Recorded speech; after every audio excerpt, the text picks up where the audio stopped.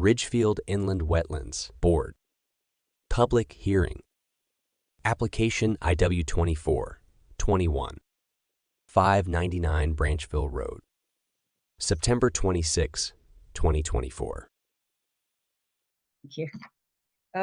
Okay, this is the regularly scheduled meeting of the Town of Ridgefield Inland Wetlands Board for Thursday, September 26, 2024. In attendance, we have Carson Fincham, David Smith, Alan Pilch, Tim Bishop, and Isaac Flatto, and myself, Susan Baker, and staff members Artie Paranjape, Caleb Johnson. And okay, continuing on, public hearings. We have IW 24-21 599 Branchville Road. Plenary ruling application for a stream crossing and related site work for an accessway driveway with some related drainage work within the upland review area of wetlands and watercourses. Owner Morton Bin, applicant Robert Jewell. Assume Mr. Jewell is here this evening. Okay. Hi, can you hear me? We can. Oh, great. Good evening, Madam Chair, members of the board and staff. For the record, my name is Robert Jewell. I'm representing the applicant, Morton and Marisol Bin, who are the owners of 599 Branchville Road, Ridgefield, which is State Route 102. Also on our team is Peter Romano of Land Tech, Brian Carey of Land Tech. Our architect tonight will be Puya Zand, Z-H-A-N-D. And if you could elevate those folks, that'd be great. While those folks are getting elevated, I'll read off the documents. Oh, thank you. Very good, thank you. Okay. Land Tech Vernal Pool Assessment to Stony Hill Terrace, dated September 23rd, 2024. Carson Fincham resume. 3 effects of roads on ecological conditions, assessing and managing the ecological impacts of paved roads, the National Academic Academies Press. GM form, transportation and water pollution, the impact of stormwater, car emissions, stormwater shepherds. Public correspondence 599 Branchville Road, dated September 25th, 2024. Site plan dated September 26th, 2024. Thank you. Are you ready, Mr. Jewell? Sure. Great. As you know, we were here 2 weeks ago for continuation of the public hearing that commenced back in August, approximately 2 weeks before that. We presented at the time some revised plans that were based on comments at the initial hearing, and then we dove into some details and then had some public comments. Tonight, I think we're going to be answering some more of the questions that were raised at the last meeting. Without any further ado, I want to jump right to the engineering team. I don't know who wants to kick it off, whether it's Peter or Brian. I'll leave that to them. Sure. Let me start and then I'll hand it off to Brian. I am Pete Romano. I'm the principal at Land Tech. One of the principals at Land Tech. And I think unless people want me, you can certainly, obviously, you can ask whatever questions you want, but what I did was I took a list of the neighbors' comments and the commissioners' comments, and I put it in kind of a little matrix here, and I thought I would just, run down. If I could get the opportunity to share, I will call up my plans and all right, I'm hoping everybody can see this. I'll get all these things. Cool. So everybody can see our set of plans up on the screen. Yes, if you could enlarge it just a bit, it's almost impossible to read right now. Me too. I have my glasses next to me. All right. When I get to the plan, well, I'll zoom in. All right. So maybe I'll go to the site plan. We saw this pretty pictures and stuff. I have the aerial today, and it's got the properties adjoining the property. So when some of the neighbors speak, we can sort of see their homes and what they were talking about. I guess the most, and I'm going to let Brian talk to this, but the most pertinent thing that came out of last meeting, of course, was the identification of a vernal pool that was in and around, I think, the Wrights property on Stony Hill. So let's start there. the comments from Taylor Wright at the last meeting was wetland impacts, septic concerns, proximity to his property, his system.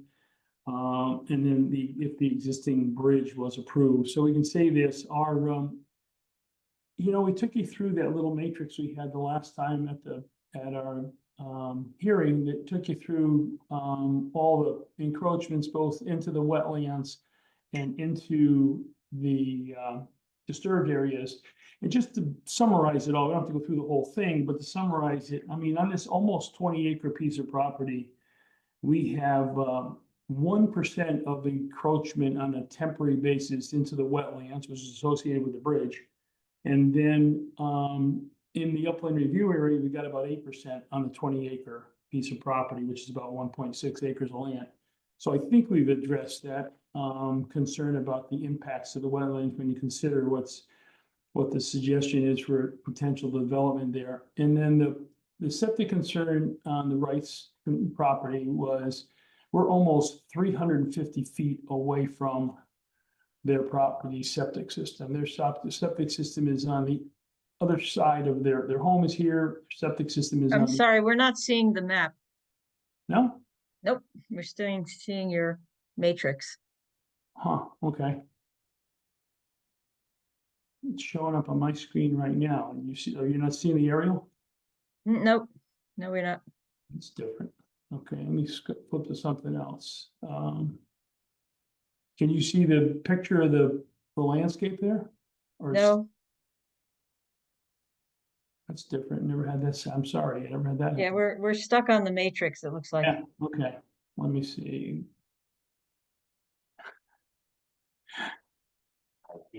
I hear Brian running down the office. So there's that. Okay. All right.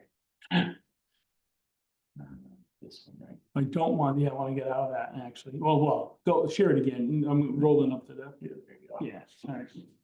All right, I'm gonna go back to the aerial real quick. How's that? You seeing that? Got it, okay. All right. So there's the right property here. Their septic system is on the other side. Our property at that area is about 100 feet, 150 feet, and their septic system on the other side is almost 100 feet away from the property lines. And then the last question, which is fairly easy, I think a couple of neighbors asked us about this. If the existing bridge, which is over here just by the pond, was approved, and it is approved bridge back when they installed it. And so then Mr. Molinoy, I think on Stony Hill also, he had a question, of course, about the bridge. I thought I was going to get this to him on the interim between the time we had the meeting and this meeting was he asked me to overlay sheet C 1.0 and L 1.1. And I think what he was trying to see was what the relation, I guess I don't know exactly what he was at, but this basically underlays the landscaping on the site plan, which in essence is what sheet L 1.1 is. But the green dots and coloring on here is the underlayment of sheet L 1.1. And then he had a question about disturbance for the utilities, and he suggested that there's going to be some additional disturbance in and around the bridge when we install the bridge, such as utilities. And it is our intention to do what they call directional drilling at the bridge. In other words, they set up on one side of the bridge with a pit, and they essentially drill through the earth below the floor of the stream and then come up on the other side. It's a tried and true method when you're trying to stay out of the wetlands. We have, plenty of area on either side to be able to manipulate what they call the receiving pit and the pit that actually pipes drills the utilities through there. And he also was concerned about the vernal pool in and around his property and his neighbor's property. And again, Brian will talk about that, but it was determined that what people suspected might be a vernal pool was in fact not a vernal pool. And then the last thing he asked for was water to Stony Hill. And so there's no new impervious area going out to Stony Hill. Let me just get to the grading plan and I can show you a little bit. So their properties are all in this vicinity. I think this is the right property. I think Mr. Molyneux's property is somewhere in this vicinity. While this property, it drains that way as it does right now, this is all vegetated area. Part of it's gonna be for the septic system, but there's no new impervious area draining towards Stony Point at all. It'll be lawn or vegetation of some sort. I think you saw in the last plan, the landscaping, there's trees along the property boundary along here. So I think we've kind of addressed that. Happy to describe it a little bit more. And then Emily McMillan suggested that there was some wetlands that go off to the northeast. I think she might, northwest maybe, that she was suggesting these, and yes, they do. There are wetlands that come on our property and they go off property here, but we've maintained the 100-foot setback with all of our activities in this vicinity. And then she's worried about the flooding on the property. I would use the same argument that there's no impervious area, increase in impervious area flowing towards any of the properties towards Stony Point. It's an interesting thing. If you remember when we all walked it, there's going to be a line of demarcation. Essentially, this heavily dashed line, heavily shaded in area here is actually what we're anticipating being ledge. And so we're going to cut that out, and the new driveways and buildings and stuff are all kind of set down in there. So nothing happens from this. We're going to keep our walks, like I told you before, but all this area is essentially with the disturbance that goes on for the septic system, this can stay as it is. We'll utilize the walkways that are there. You can see that we've stayed out of the regulated areas over here. We've gotten a portion of the driveway, and I'll tell you how we did something. I think Tim Bishop brought up a comment, and could we add some, and Mr. Pilch did also. Could we implement some additional water quality measure? And I'll show you that in a minute when I get down to their kind of questions. And also Miss McMillan also had a concern about the vernal pool, which I'm not going to keep repeating myself, but it's an important thing. It's not there according to the people that were out there and took a look at it. There's a young lady that spoke. I did not get her last name. First name is Sarah at 327 Branchville Road. She was worried about drainage out in the roadway. Our site is lower than Branchville. So there's no water from our site. Plus, this is where Mr. Bin's existing home is right now. You can see, with the exception of a portion of the driveway, there's no real activity that's going on over here. This is your main status quo, and our property is lower than Branchville. So there's no water leaving our site. It's going to remain status quo. I mean, even the driveway coming in here will be graded in such a way. We all walk the route of where the bridge is going, and you kind of saw it. It's all draining, obviously. It's all draining towards the water course. And then, so one of the commission members, Mr. Filchman, asked about, are there some alternative plans that we took a look at? And then he asked another question about some wetlands that I'm going to just show you a minute. So I'm going to run you through these alternates. The alternates are a couple of things. Alternates that were, just call it. Let me just call this up a little bit. Let me see. I'm going to shrink this just a little bit. These are plans that were done over the years for various other iterations of the site plan. And so this is, I think this is like a 9-lot subdivision, including Mr. Bin's home. You can see long road, new bridge, lot of site development, individual lots, individual septics, individual driveways. And then here's another consideration. I think this was 6 or 7 lots also. Again, long road, individual lot developments, goes into some of the areas that we're going to leave undisturbed. And this probably shows it fairly decently, but Mr. Finchman was asking, he noted that there's another wetland. So I'm just going to show you that he noted that there's another wetland that shows up on our map. And he's right. Our soil scientists went out there and determined that there's a chunk of wetlands right here that we identified and we're protecting and preserving and enhancing in the new plan.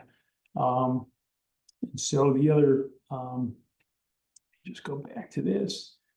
And then the third alternative, we kind of did this on our own when we very first started, just to represent what a single-family residential development might look like in this instance. And this is 7 homes too, including the existing home of Mr. Bin. And the other interesting thing, when we first started the project, we had Bruce Beinfield, the architect on the project, part of Sealands, actually the owner of the company that Sealand is associated with.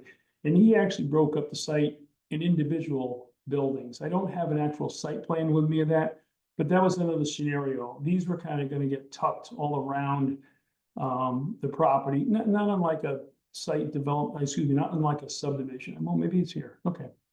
So this is what these look like, but they're individual units sort of placed all around the 19, well, actually the 14 acres, the acreage behind the brook. And then, so that was another one of Mr. Fitchman's comments, and that was the wetland I just showed you and the alternate plans that were considered over the years. I think what our plan does, and I think everybody recognizes it, right? It certainly reduces any encroachments or impacts to the wetlands by keeping it to these 2 buildings, which are about 17,000 square foot each. Yeah, I think we went through it, about 40 residential units. The ceiling, or one of the people from the staff will describe it a little bit more if Sealand's not able to get on the phone. But so let me take you through this a little bit quicker, and I can also talk to some of the stuff I think that Tim brought up, Tim Bishop brought up. He asked how our stormwater, and I don't, that's what I jotted down. I'm sure Tim knows how we're handling the stormwater. I don't imply he didn't know. But one of his comments was, can you do something? And Mr. Pilch also asked us about this. Can you do something else that maybe might increase the potential for improving the water quality? So we came up with a couple things. We decided in the parking lot, everybody, you've heard people in the past probably tell you how permeable surface is and pavement don't work well in the Northeast. And that's not untrue. But if it's done right, it can work fine. And when I say work right, I mean, you have to do work, you have to maintain it. You have to go and vacuum out the sands and stuff that gets caught into the voids on the, into the the pervious pavers or the pervious pavement. So we, in this area, in the parking lot only. So in other words, in the park where the cars actually park adjacent to the building there, we're calling out to be pervious pavers, which underneath that will be 1 foot to 18 inches of crushed stone. It'll high overflow into our current storm drainage that eventually discharges into our infiltrators here. And then I think it was mostly Mr. Pilch that brought up, is there something else we could do? And we, at the discharge point, let me see, I'll enlarge this just a little bit so everybody can see it. I know he knows what it is, but and now I think we have a detail of it in these new plans. But we put a hydrodynamic storm scepter here, which is basically a filtration system that extricates the sediments and pollutants that flow into our infiltrators. And these infiltrators themselves are a water quality measure that we implemented. So it's kind of belt and suspenders. You can see this a little better now they've blown this up. The parking spaces are all the pervious pavers we're going to put in there. And it's actually very nice aesthetically too. We most recently used this at the Westport YMCA, where they got a 270 space parking lot, and all of the parking spaces are pervious pavement. They have an operations and maintenance program where they once a year go in there and suck all the sediments and sands that get collected inside them, and then all the travel ways are standard bituminous concrete or asphalt, so you can plow it a little bit more efficiently. And then I think, let me see some of the other stuff. Brian's going to touch on these things, but Mr. Pilch said, can't we be more creative with our planting plan and maybe a little bit more robust? So Brian's in charge of robustness and creativity, and he's going to speak in just a minute. The other thing Mr. Pilch brought up was the level lip spreader, which is right. Level lip spreaders basically are a trench filled with crushed stone, and it's a way to discharge the flows, the high overflows that are coming out of our infiltrators, the big section infiltrators here, and then out the end here, you come out and we put this, essentially it's exactly what it is. It's a level lip spreader. It lets the water sort of seep out versus having a pipe coming out and directly discharging someplace. It sort of dissipates the flow coming out of there. So his concern that he expressed to me was, it looks like, Pete, it's, on the slope, maybe it's unstable. So I pulled it back so that it's on the level area, and the downhill side of the infiltrator. You'll see these plans, and I'll explain to you. These plans were, it was a mad dash to get them together. The downhill side of the level lip spreader, which is, essentially a trench with crushed stone in it. The downhill side is a curb, so to speak, poured in place, concrete curb, for lack of a better term. And what it does is it protects the edge of the level lip spreader, holds the stone in place, and then we pulled it back to this level area. It's no longer in the slope. It's on the top of the flat area. The flat area is designated by, every time the contours get closer together, that means they're steep. Further apart means they're flat. So we took this and pulled it a few feet, 4 or 5 feet back, and put it on the level area so that it doesn't, there's no concern of it potentially eroding that edge. And we found that the concrete works fine.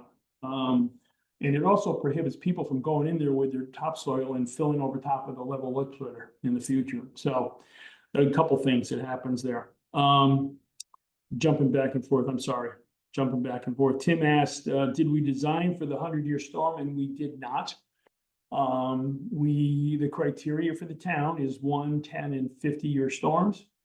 You get a 100-year storm here, the last thing you're worrying about is runoff here. You're talking about 8.5 inches of rainfall in a 24-hour period. And I know in the last application, you heard about the 200 and 500-year storm, although nobody designs for that level storm. Those are extraordinary circumstances. Those are head to your roof level storms. So the typical thing to do is 1 in 10. Some towns do 25. Ridgefield does 50. The 1 in the 10-year storms are the nuisance storms, right? The ones that happen, cause some problems for a short period of time and things are over. And that's kind of what I'm sure that the people who designed the drainage manual for the town had that kind of idea in mind. Nobody designed, some towns ask you to do structures or culverts at a 100-year storm, but nobody's asking you for on-site storm drainage for the 100-year storm. Just, it's not practical kind of thing. Like I said, 25-year storm, for instance, is like 5.8 inches. The 100-year storm is like 8.5. It's a lot of water in 24-hour period. That's the scoop. Tim also was concerned about the vernal pool, and he can certainly speak for himself, but I think he was out there with some of the people from our office, or at least one person from our office. And I think I hit on the stuff that I can handle that was asked of me. If people have questions right now, obviously, I don't have any choice. I have to answer them. But if anybody has any questions, you certainly can ask me. Thank you. Any Did I board talk members have fast? questions right now, or should we proceed and then have questions? If not, I'm thinking I'll let Brian take it. Okay, very good. Okay, All right, thank you. Brian can take over. Hey, Brian, I'm going to stop sharing and then you can start. Thank you. All right. Okay. Just for the record, again, Brian Carey, professional wetland scientist and director of environmental services with Land Tech. Since the last meeting, we were asked to confirm the possibility of the presence of a potential off-site vernal pool. So we did go out to the property. I'll just show you the map real quick, and then I'll go through the report. So the area that might have had a suspected vernal pool was basically where I have my cursor, if you can see that. So it's a bit off of the property. So we went out there. Caleb and the conservation staff already were very accommodating to put together a meeting with the neighbors so that we could go on the property. Anthony Zemba from our office, who is a certified ecologist and also a Connecticut soil scientist, went out there. He's very knowledgeable about vernal pools, and ecology, plant scientist. He's also a professor at University of New Haven. I will upload his resume as well as mine into the record after the meeting. But Mr. Zumba went out there, met with the residents and Caleb on Monday, the 23rd. He did examine the area, take auger samples of the soils.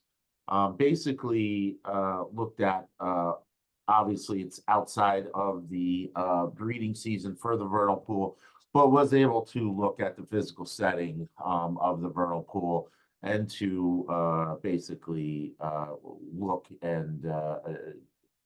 at the vernal pool and identify its hydrology.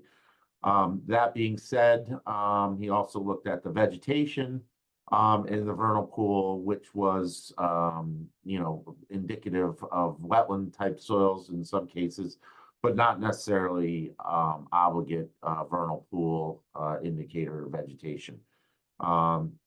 There were no, again, outside the breeding season, but there were no evidence of any there was no evidence of any breeding going on in the pool. But based on the manual from Massachusetts that I did submit into the record, there are other indicators that can be used outside of the breeding season to identify vernal pool, specifically fingernail clams or dragonfly larvae. None of that was found during the inspection. But the most telling thing, and again, this report is in the record, the most telling thing was actually the depth of the vernal pool and what we call the geometry of the pool. Wasn't deep enough, in our opinion, to have an extended hydro period that would be required for for the breeding of obligate vernal pool species. I think that's very telling you can see the photographs themselves and see that there really isn't any defined area that would lend itself to be a vernal pool. The other thing that was noticed is there's actually kind of a intermittent water course that appears to run through this area on occasion. So that would also somewhat limit the vernal pool. But again, Mr. Zemba, who is qualified to make these types of professional opinions, did not believe that this would be a vernal pool in the spring during the breeding season. That being said, it's also, I don't want to say a moot point completely, but I do bring up this site plan, aerial site plan for reference, because that pool, if it were to be a vernal pool, I mean, it is an offsite wetland that we did identify. It's about 500 feet from the development site, so it is outside of the upland review area based on the Ridgefield wetland regulations, and it's about 320 feet from the closest disturbance associated with the project, which is the septic system located in the northwest corner of the site. So there's existing disturbance between the vernal pool, the suspected vernal pool, which we've determined is not a vernal pool based on these houses. So that being said, we don't feel that is a matter that needs to be addressed any further. There will be no impact to this wetland based on the project. Moving on, one of the things we were tasked with after the last meeting was to develop more of a robust planting plan, which we did.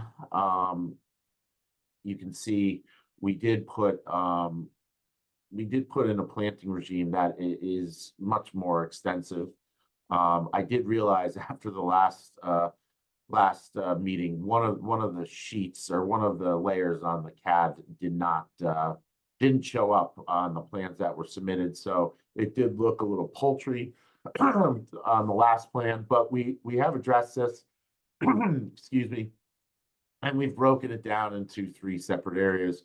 One of them being the actual limits of this little wetland seep, we're calling it, but it really is a wet meadow. Right now, if you go out there, you can see it's really just inundated with Japanese stiltgrass. So the idea is to remove that stiltgrass layer and replant it with a mix of shrubs, and then put plugs in, put a density of plugs in, very dense, about 1 foot off center through the entire wetland area. They're all obligate wetland plants that will be that are meant for wet areas. So that will be established. So this will be a dense planted wetland restoration area that will function as a wet meadow. And then after that, we put a ring of shrubs in here to provide to basically develop a riparian buffer around the wetland that doesn't exist now. And then further out, we are establishing a tree line and then the shrub layer underneath to really fill in this. So when you get succession over a period of years, this will start to function more of a interior type of forest environment with a dense shrub layer, and then with a grass layer underneath that. Obviously, we've submitted an invasive species management plan as part of the project. So this will be maintained on an annual basis to remove any invasives and to make sure that we're seeing good recruitment with the plants that are going in there and monitored on an annual basis. The upland areas, again, are just planted with a mix of dogwoods and then really just green giant arborvitaes. We did put green giant arborvitaes in the back here for screening. Just, this is really outside of any of the wetland upland review areas. We know that residents like straight lines of arborvitaes for screening, so we did this in knowing that the residents probably want that type of vegetated barrier on the property, which we have no issue. Hey, Brian, this is Pete. Can I just interrupt you for 1 minute? Yes. This up on the screen. Just so Mr. Finch, this is one of Mr. Finchman's comments. This was the wetland that did not show up in any of the previous development plans that we had identified. So just to give you some point of reference. Thank you. Yes. It's Fincham. Thank you. I'm sorry. My question was not directed to the existence of it. It was more directed to the contemplation of the alternate plans with respect to the existence or lack of existence thereof.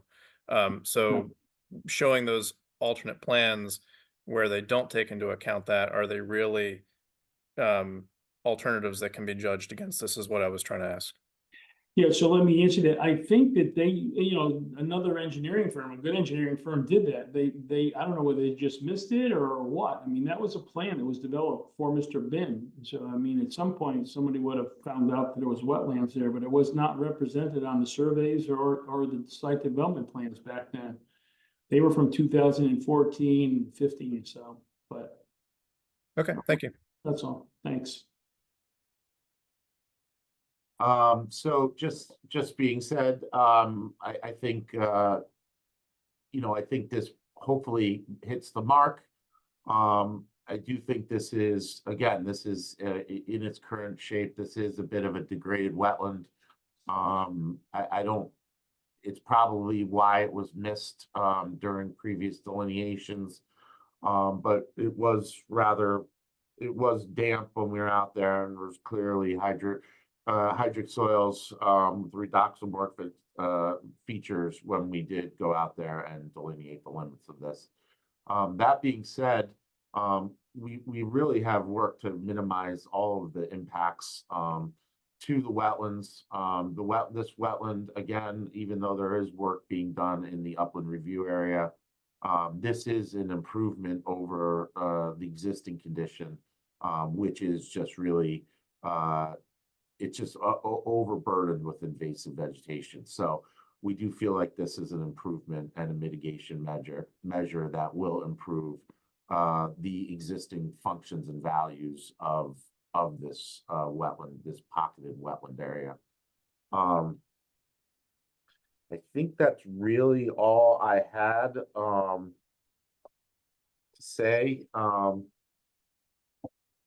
You know, again, I think the key takeaways from after the last meeting, and again, all this information has been put in the record, is that one, the vernal pool, the suspected vernal pool, you can see it's not a vernal pool. It doesn't have the capacity to hold water for a period of time that would allow for, you know, obligate vernal pool species to complete their life cycle.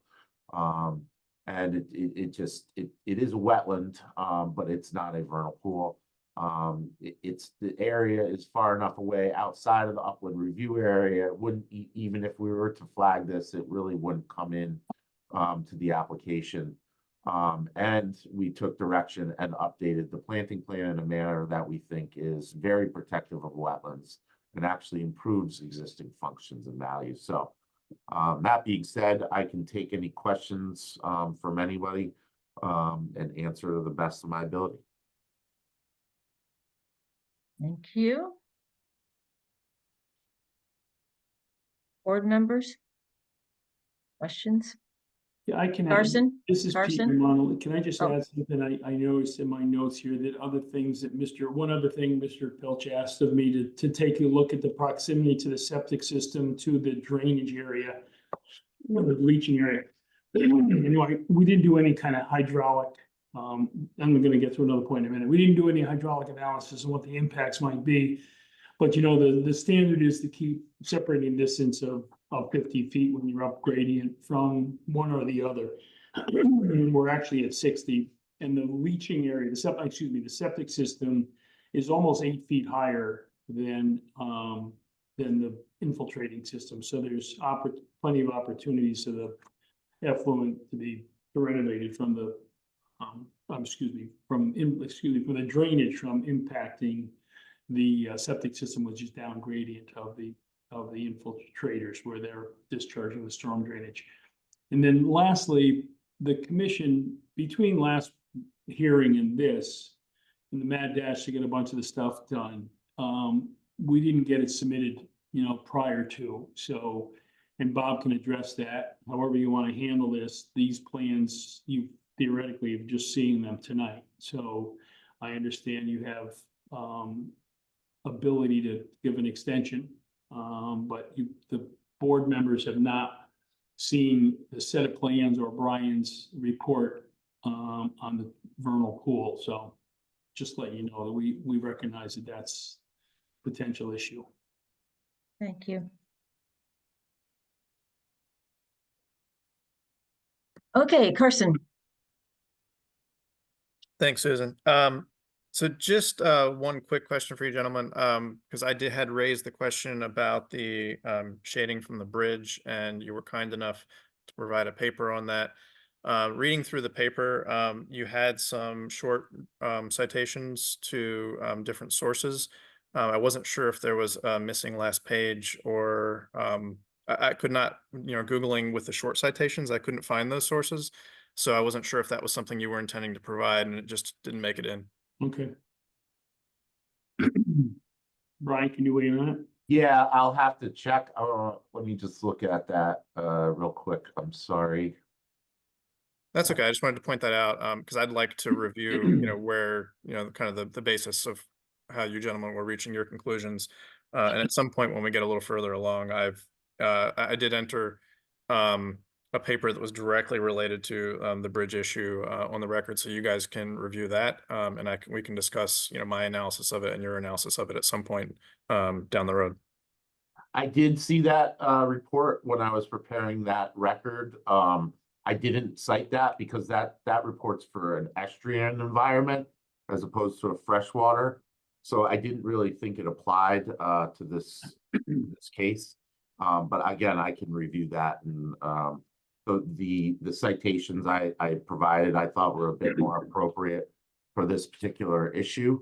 But I did look at that report from, I believe it was North Carolina, And it is quite extensive, but after going through it, it didn't seem apples to apples, based on this condition and that condition.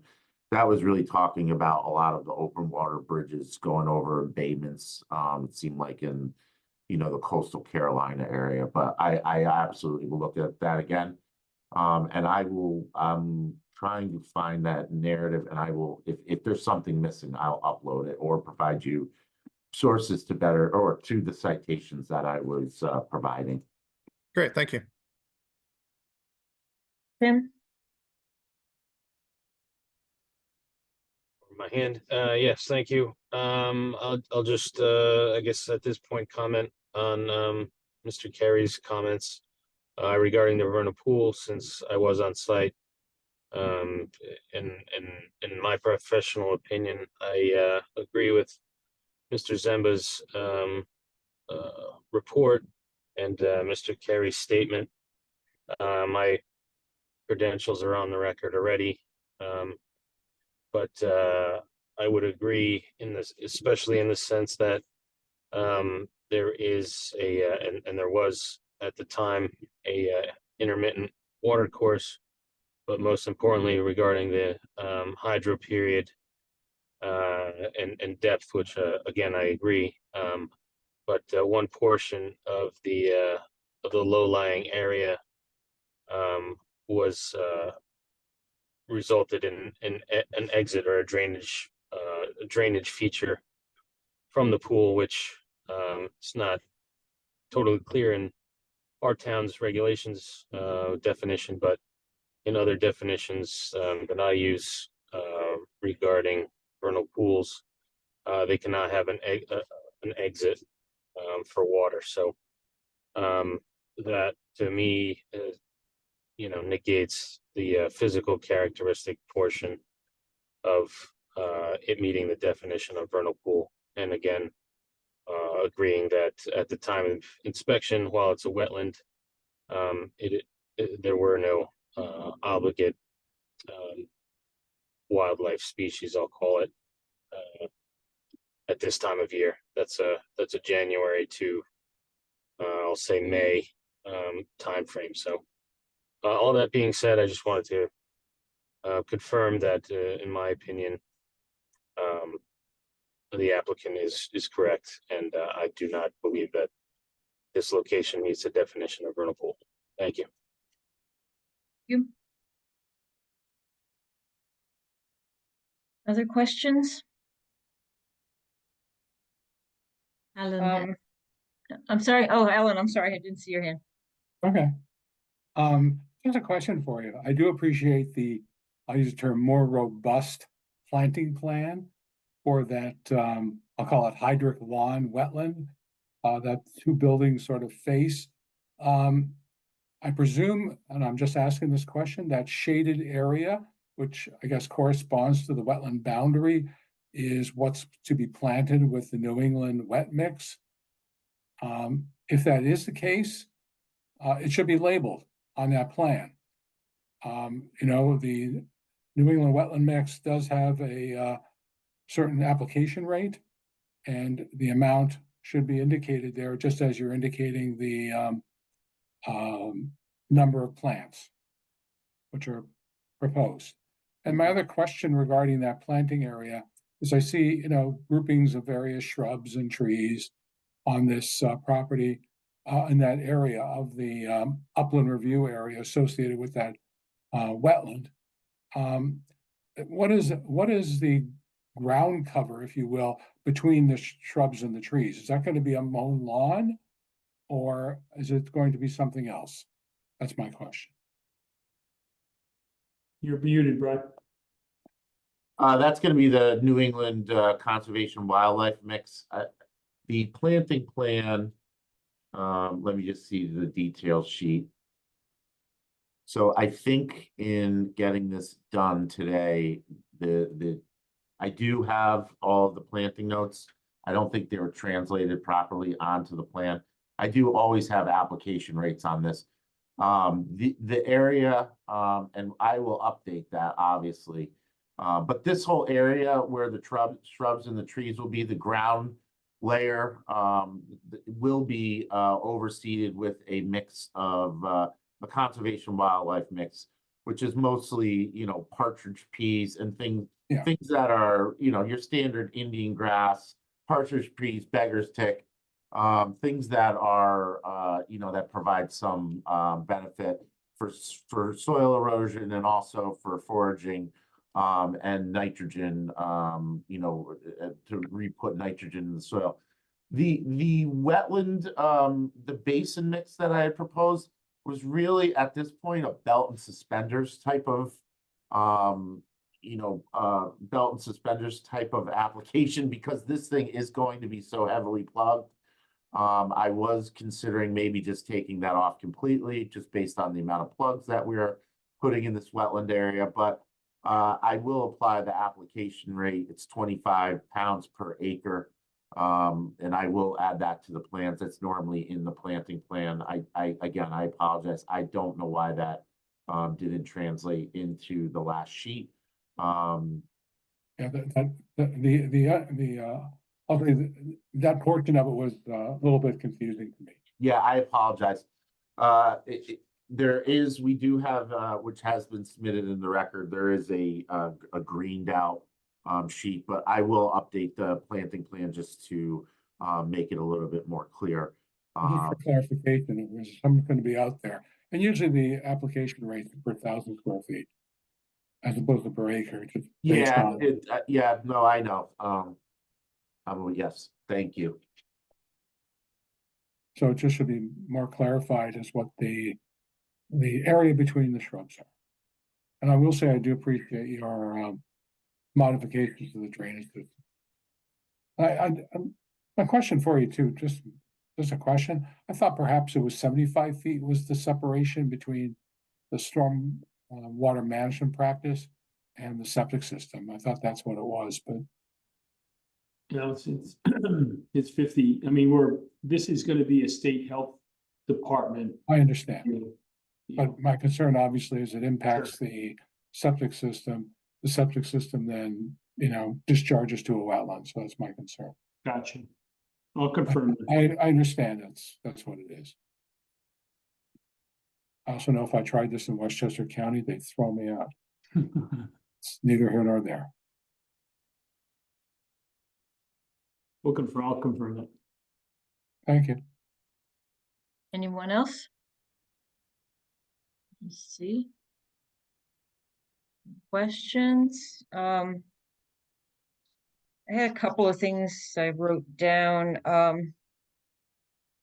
There was some comment last time about demarcation of areas that were not to be mowed by some method. I'm not sure I'm able to see those on the plan.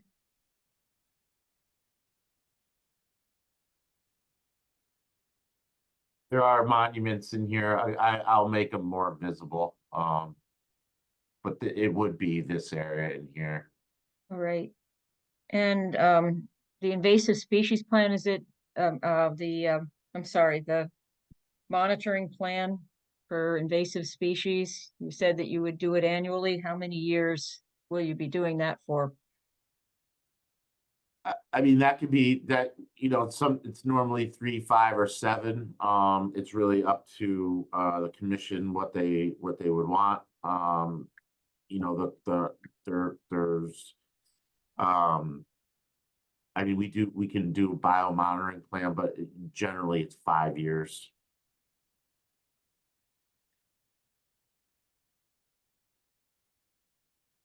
Okay.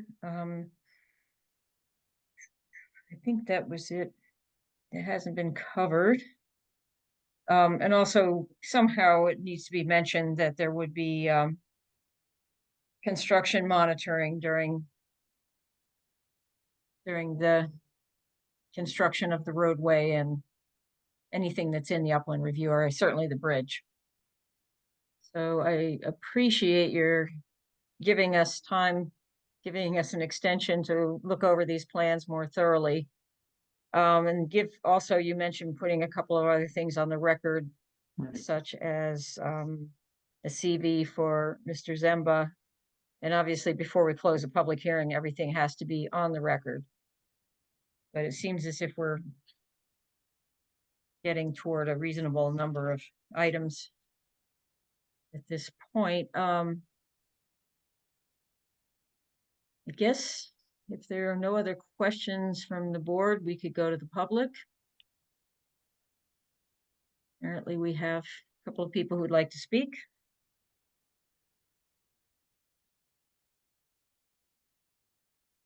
Artie, would you? Yeah, I'm William Molyneux first. Hello? Hello, are you asking me to speak? Yes, Molyneux? yes, please. Sure. The only concern I have is, so I met with your guys out here, and okay, I'm more than happy with their designation that maybe it's not a vernal pool, but it is interesting how Romano and Carrie referred to it as a vernal pool the whole time they spoke about it. But what question I have is that the delineation on their plans was not even correct. It was 100 yards east of where the actual vernal pool is. It's suspected vernal pool is. They had red arrows showing a spot and it had been circled, but that's not even a spot. So my concern is that if they can't even denote it on the plan properly, how are they denoting it on as an actual vernal pool or not a vernal pool? I'm sorry, but it's just it's to me it's a little perplexing. Okay, thanks for the question. How about we talk to anyone else on the public before we let the applicant respond? I think that Maybe makes sense, if you don't mind.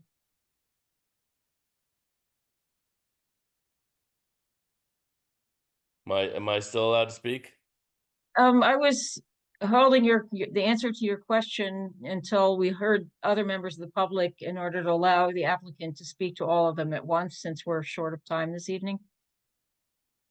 So I was going to go to the other public and then we can have the applicant respond if that's okay. Okay. So can we hear from Emily McMillan?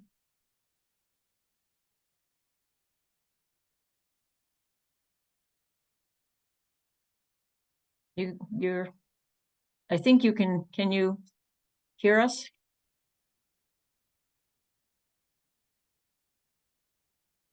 Hello? Hi, There you go. sorry, it's Emily McMillan. Sorry, I something strange happened to Zoom. I'm so sorry to waste that few minutes of your time. So I just want to start by thanking the members of the town board and for members of Land Tech and the applicant's interest in assessing whether or not there was a vernal pool there. I do want to correct a couple of things. As Mr. Molyneux just mentioned, the area where Mr. Carey from Land Tech circled as the potential vernal pool, or at least, and I think that it's been on record this evening, as several people have identified it as a wetland. So let's just call it that. The location where the wetland is certainly not anywhere near where they had circled on that overview. That area that they had circled is actually Department of Transportation land that sits in front of 4 Stony Hill Terrace, which is my property. The place where they were was Mr. Molyneux's property, which is 2 Stony Hill Terrace and 60 Stony Hill Road. Both of those pieces of property, if you were to look out my front door, sit to the left, not in front of 4 Stony Hill Terrace, and consequently are much, much, much closer to the there you go, H1160056, H1160055, where you had circled was H1160059. So the area that we are concerned about is the septic tank area, which you have correctly labeled here, and the fact that it is much, it is definitely within striking distance of that wetland. So what we would like to know, and I second Mr. Molyneux's concern about this, is, we'd like to see an update of the site plan that accounts for that wetland area. They have now evaluated it. It has been established as a wetland, and, even where that square is actually not as far back as that wetland extends. So I think that, I'm sure that it was just the quickness of preparing the documents that caused that error, but we would like to correct that. A couple of other things. The septic tank on 4 Stony Hill is actually not in the front of the house, it's in the back of the house. I am more concerned about the 7,500 gallon proposed septic tank in Leachfield that is going to be going behind 60 Stony Hill Road and 4 Stony Hill Terrace than my own small septic tank system. But the other things that I would like to say is, you don't have to have an impermeable surface to change the hydrology of an area. You are going to be doing an extensive excavation for that septic tank and leach field. So this is why we are asking these questions about the impact on the hydrology of the area. There is an intermittent stream there. That intermittent stream helps to direct water away from the houses that sit around it. If you disturb the land behind it, which is uphill, we would like to know, we would like to feel confident, and we would like the board to feel confident that that is not going to impact the hydrology of how water flows off of that hill to the houses, and it doesn't impact the wetland area. One of the things that was in the land tech report was mention of a couple of species of special concern that were found in that wetland area, which was just on one snapshot in time last week. And so obviously this wetland does provide habitat. Maybe if it's not for blue salamanders, it is for other species that call it home, and we also call the area home too. So, that's basically it. We just really would like to see the wetland delineated and the upland review delineated vis-a-vis the work that's being done on that septic tank and leach field. Thank you. Thank you. I think we have one more person waiting to speak. Pat Gormley. Pat, you can speak. Can you hear me? Yes, we can. I'm just repeating the Pat Gormley, 40 Yes. Stony Hill Road, Ridgefield. I'm repeating a question I asked last time, that in the last one of the last presentations in the prior meeting, the spokesperson for the developer said that there was going to be, quote, shrinkage of the size of the 2 apartment buildings. It was just sort of a casual remark made. Some shrinkage between with the percentage being somewhere between 13 and 17% of the size of the 2 buildings. And I'm wondering what is meant by that. Where did that come from? Can somebody explain what that is, why that happened? And that's my question. Thank you. Okay. So for the applicant, who would like to respond? I'll start. I don't completely understand Mr. Molino's question to me. He referred to the vernal pool as a vernal pool too, but I thought it was calling the vernal pool versus a hole in the ground would be nicer, since we're all talking about the vernal pool. But I think we established there's no vernal pool, or whatever you want to call it. And same thing with Mrs. McMillan. I don't understand what she wants to what she would like to understand about how the septic system operates. I'm happy to have her clarify it for her. Our septic system is being designed the same way her septic system was being designed. It comes out of a septic tank, goes into leaching fields, and leaches into the ground. If she would like us to go locate the wetlands on her property, if she gives us permission to do that, we'll certainly run out there and do that. But we're outside the 100-foot regulated area, even if you took even if it was right up against the property line. And then I guess the last thing is, how she can suggest that the grassed area is just the same as impervious area. That's just not true. There's different CN values for runoff coming off of lawn versus impervious areas like parking lots and gravel driveways and things like that. So there is no new impervious area draining towards Stony Hill Road. So if she wants to explain if we can give her some further explanation on what she's talking about, wants to see how how the septic system works. And she can answer that question now if she wants to. Is that okay, Ms. Baker? It's Emily McMillan. No, Pat Gormley's question. Well, I think Pat there's Gormley's question is, it got small, the buildings got a little bit smaller because we went to 3 stories in order to, if you remember from the second hearing, I think Mr. Pilch asked if we could do something about the stone wall so it's not so big and right up against the property line. So in order to do that, we took the building and shrunk them a little bit, made them 3 stories and pulled them further away from the property line and a little bit closer together. So it gave us more room to grade around the buildings. And we pulled, if you remember from the last time, we went from almost a 25-foot wall for a fairly extensive length of the wall to a new wall that ranged from 2 feet to 8 feet and pulled it away from the property line. And subsequently, how we did that was we shrunk the buildings and made them 1 story taller. And the answer, Peter, Bob Jewell, for the record, through the chair, is the applicant did that to make the plan better. Correct. Okay, and in terms of Emily, in terms of the septic system, what specifically do you need there that they don't seem to be understanding what your question is? Hi, just again, for the record, Emily McMillan. I don't need to know how the septic system works. What I'm concerned about is the disturbance to the topography of the land when it's installed. It has to be excavated. It will be broken up. It's very large. That's going to be a big lot of work. I think, as a matter of fact, it's not excavated. There's fill being placed there. So you will be changing the topography.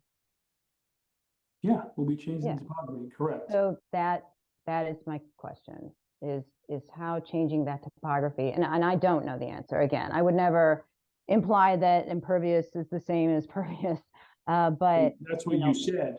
I said that you don't have to have the land be impervious to change how the water runs off the land.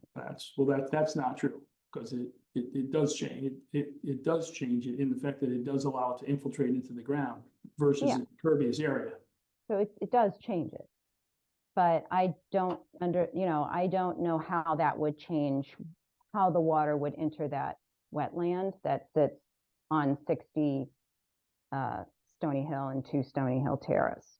And I mean, I don't think it's too much to ask, but maybe it is. Again, I'm a novice. That, now that wetland has been established as being there, to confirm that the work that would be done to install that septic system in leach field is truly not in an upland review area of that wetland. Like I said, we'll go out there onto the other properties if we get permission to do that and locate the wetlands. I mean, I'm sorry to interrupt, you were there. I know that you were only assessing the vernal pool that day, so I understand that wasn't your task, but that is where you were. Sorry. So you're referring to sort of the post-construction situation after the septic system is installed. What will be the potential change to runoff? Is that the question? Yeah, I guess it's runoff and just if there's any impact that would change how that wetland system operates. I mean, I think, isn't that kind of what we're doing? Yes. Okay, thank you. Okay. Mr. Molyneux, is your hand still up? We are pretty much at, yes, if you could make it quick because we're past the time. I'm sorry. I know Mr. Romano said he couldn't understand my question. My question really was, and I understood that Mr. Bishop and his gentleman, Anthony, I'm not quite sure what his last name was, denoted that as not a vernal pool. I get that. My my concern was that when they denoted it on the plan, it wasn't even close to where they were looking. So my, and I think Emily also said had the same concern that they were talking about a completely different area.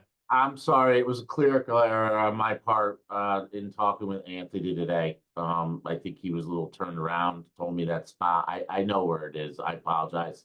I get I'll that, update Mr. Carey, but you guys are professionals. I mean, if you cannot Okay. designate it on the Okay. Yeah, that's plan, it. how can That we? Yeah, we're you objecting to mentioned the that already. insults. Thank you very much. I appreciate that.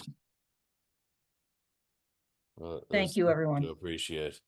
Can I, just a quick question, what's the address, Miss McMillan's address on Stony Hill? Can she let me? tell Are me you what- still there, Emily Yes, McMillan? I can, yes. My address is 4 Stony Hill Terrace. Okay, okay. So I did want to close one question, and I'm not sure if we did for Mr. Fincham regarding the wetland that was located after I think JMF Engineering did their plans in 2014, specifically the PRD. So, and correct me if I'm wrong, Brian, I think you measured the size of this wetland at about 12,400 square feet. There's actually two small pieces there. And that is less than a third of an acre on a 20-acre site, a little under 20 acres. So it does not have a material impact on the alternative layouts that we submitted as part of this application. I also do want to remind you that with regard to the JFM plan, I did point out when we presented it that I disagreed that it could be 9 lots. I thought we could only get 8 lots. And I just wanted to make that clear again as we answer that question. But I think I was very clear the first time when we presented that. Thank you very much. Mhm. So are we at the point where we can continue? Do you have Yeah, I want to make sure that everything you need? every question has been answered before we close this hearing so that you folks are comfortable with the conditions of approval and we make sure that we get this thing right. When is your next meeting? It is on October 10. So I will follow up with an email, but we'll grant an extension to the extent necessary to allow us to continue on that night. I don't want to use up any of the 65 days except in a piecemeal fashion as we need them along the way. So No hopefully problem. we can answer, and I'll hold my closing comments until that night as well.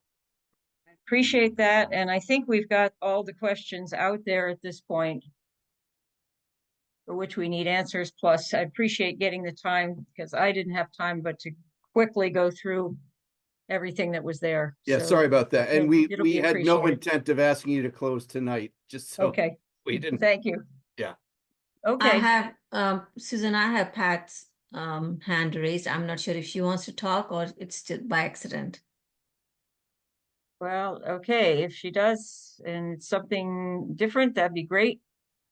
This is a quick one. Okay, Okay, the quick one is, in the presentation so far, the applicant is talking about trucking out septic waste. And is that because the ground around the ground at the site is not competent to be a traditional leach field? Is that why the trucking out is gonna have to happen? Because of the nature of the land cannot give the process of a leach field? That's my question. Sure. Pete Romano from Land Tech. We're not taking any material out of the site. We're adding material to the site. And it was a question of separating distance between the ledge and where the bottom of the septic system needs to go. So there's a 4-foot separating distance from when you hit ledge rock to the bottom of the leaching area. So we had to fill it in order to, and actually, and Mr. Pilch can verify this, I mean, many times you get much better soils being brought in for the leaching area than you would naturally occurring on the property, unless you happen to be in a bank run gravel area. But this material out there was reasonably good, not great, but they make soils, particularly for septic systems. It has a certain gradation to it, and that's what we would be bringing in there to put them. So no excavation, nothing's leaving the site for the septic system. We're gonna be bringing in material to create the septic area. Which, by the way, is customary pretty much on every septic build, right, Peter? Certainly now, yeah, with, you know, the quality of the lots that are left. You know, there are a lot of them are needing to bring material in there to create them. The septics, not uncommon. Thank you. Okay, then we're gonna continue. Great. Sorry. To the 10th of October. Thank you, everybody. Great. Thank you. All. This is Kirk Carr, on the record. Thank you for watching.